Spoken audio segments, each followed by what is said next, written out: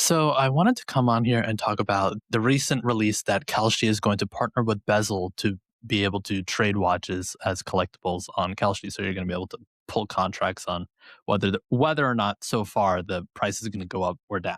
But the interesting thing about that to me is that there's a decent amount of kind of in 2020 there was a massive COVID spike of watch prices. And I would say ever since then it's probably been kind of on the lower, kind of gone down quite a bit. And it's probably, reset to the level that it's probably going to stay at for a while. I don't necessarily know.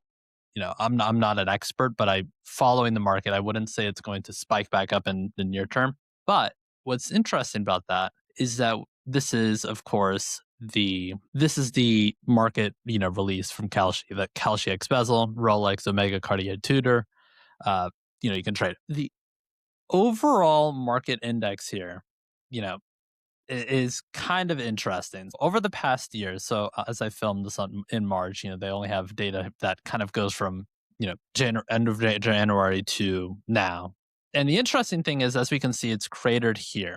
So if we look 5 years out, I think ideally you'd want to look a little bit further out. So you kind of see the rise here from 2019 kind of going up and then peaks in like 2021 at the peak of the watch craze. And then we're here. So it's kind of like leveled off where it's still a higher amount of people wanting to buy a watch, but it's not, at its peak. The interesting thing is to me is I'd be curious, we haven't seen what the contracts look like. I'd be curious how much price movement we'll see per watch.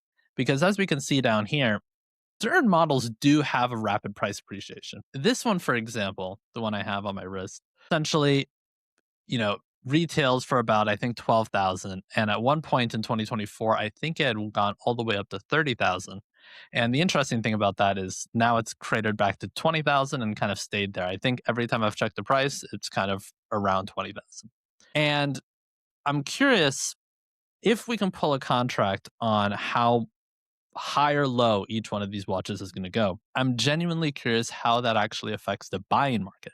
Because the interesting thing is that in the buying and selling of watches for the longest time, you've had the online retailers and you've had, the different ones like this. But the fact you're able to kind of, even though you were able to trade them before on Bezel and so forth, now you're going to have a different kind of metric in there where I'm curious if market sentiment is going to kind of change how people buy watches in terms of day to day sentiment, which would be very new for watches as a collectible in the space. So essentially, the reason I say this is that if Watches and Wonders comes up, technically, I'm not saying I do not speak for Kalshi or whatever they're planning to do, but technically, people can anticipate what watches will be released at Watches and Wonders. So if Rolex has a massive release, people can kind of pull a contract out on what specific release they're going to do. And that is going to be interesting. And I'm almost curious if each individual market for Rolex, Tudor, and Omega, and so forth, if we're going to see different people actually entering this market and possibly boosting the prices of watches overall. So if we're kind of in a lull right now where, my watch is, 20 and so forth, I'm curious if more and more people will drive up the hype of the limited release because, they're not growing the production. What I always think is pretty interesting is the Aquanaut and obviously the Nautilus saw a massive price appreciation in the 2021 price craze. So we're seeing a lot slower of a price appreciation now.